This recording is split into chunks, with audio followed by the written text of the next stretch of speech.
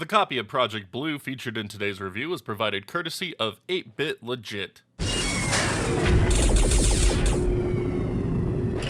Project Blue, an NES indie title, has been ported to Xbox and Switch by publisher 8-Bit Legit. As with past releases from the publisher, Project Blue is a faithful emulated experience of the game as it would appear on the original NES hardware. Developed by Toggle Switch and FrankenGaphics with additional art from MT, Project Blue delivers a challenging action platforming experience that stays true to its source hardware and genre. Omnicorp has been conducting experiments on homeless youth in the city of Neo, Hong Kong. One subject, codenamed Blue, has shown the most promise for augmentation. But one experiment went too well, and Blue has broken free. Now Blue must escape the lab and bring down Omnicorp. For fans of classic Mega Man titles, Project Blue will feel familiar as soon as you take your first steps into its world. Blue can run, jump, and shoot while traversing screens filled with baddies. At the end of each area, a boss lies in wait to be taken down, though you don't gain any new abilities for doing so, but that's okay. Instead, a smattering of power-ups are placed across the world for you to find, from limited ammo weapons to health upgrades. While power-ups do benefit the player, they aren't a permanent fixture to your inventory. Weapons get around 20 uses before depleting, and a death will reset your limited health meter. Like Metroid for NES, a new life sees your health start at a painfully low level. Healing hearts can be found throughout the game, but it is a risk-reward pickup as getting to them isn't always easy. The core gameplay loop is well executed and fun, which is good because the game can be a punishing experience as you make your way through it. I opted to play through the normal difficulty level and found it to be a great trade-off between NES difficult and approachable. Though I have died far more times than I would like to admit, the journey never turned me off from wanting to complete it. Thankfully, the game features a checkpoint system that lets you resume play further into the current section of the game. If you happen to reach a game over, the checkpoint is reverted to the beginning of the current section of play, so you will find yourself set back further upon ultimate demise. The game's build-up is also handled superbly, with the first full level being a more linear experience like Mega Man. After completion, the remaining 3 levels feature multiple paths and routes to reach your end goal in a more Metroidvania style of play. In total, there are over 200 rooms to work through with their unique puzzles, enemies, and traps. The layout of each room is set by the difficulty level and never changes upon subsequent playthroughs. Trial and error memorization will become a factor for some screens, but replaying earlier segments of the game and seeing how much better you do at it is always a joyous feeling. As with other 8-Bit Legit releases, Project Blue is being emulated, and as a result it uses the 8:7 aspect ratio that NES internally renders games at instead of stretching it to 4:3, which is how it would appear on NTSC TVs of the day. Not a deal breaker by any means, and fully falls under the realm of personal preference. The artwork found within Project Blue is a good showcase for NES Homebrew with a good art style and use of the system's limited colors. Player and enemy sprites are well defined against the large rooms, and backgrounds convey the setting well with nice details. There are a few screens where playable layers don't immediately stand out, making some jumps puzzling. Overall, the occurrence was few and far between though, so not something I can count as a negative to the experience. Emulation quality is superb with minimal latency in player controls and NES quirks and rendering on full display.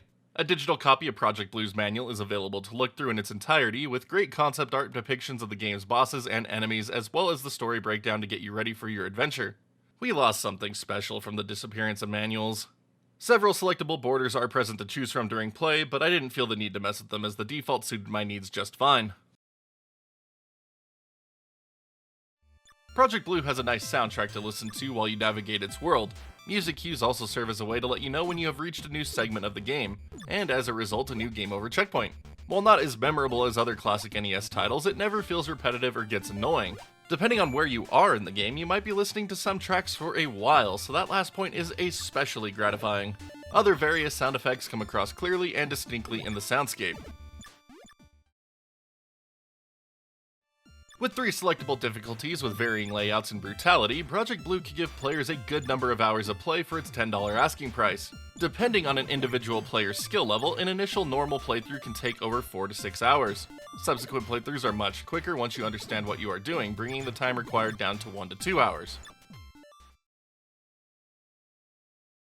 As an NES game, Project Blue fits its system well and there is little to criticize about it. That being said, having no form of saving or password system to jump between different areas of the game is a letdown. With a busy schedule, sitting down to make my way through the game initially was a hard ask. Thankfully, Xbox's quick resume was there to save the day when I needed to end a current play session to move on to something else. Unfortunately for Switch owners, the system's sleep mode is the only real option to keep a playthrough going.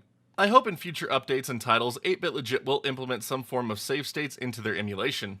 A personal nitpick for me that also continues the trend from previous 8-Bit Legit releases is that the full complement of unlockable Xbox achievements can be attained by the second level. Not having at least one of them be assigned to actually beating the game is such a waste. For fans of the NES, Project Blue is another great modern release for the system that is well worth checking out, and being able to get it for $10 on modern systems is a huge plus. Regardless of where you play it, you get a tough action platformer with a good gameplay loop. While the lack of saves or a password system to jump to later stages of the game is obnoxious, it does give you the practice needed to make it through the early game quite efficiently. But if you'll now excuse me, I need to try the hardest difficulty to see how fast I die. And those are my thoughts on Project Blue for the Xbox Series X and S, Xbox One, Nintendo Switch, and NES.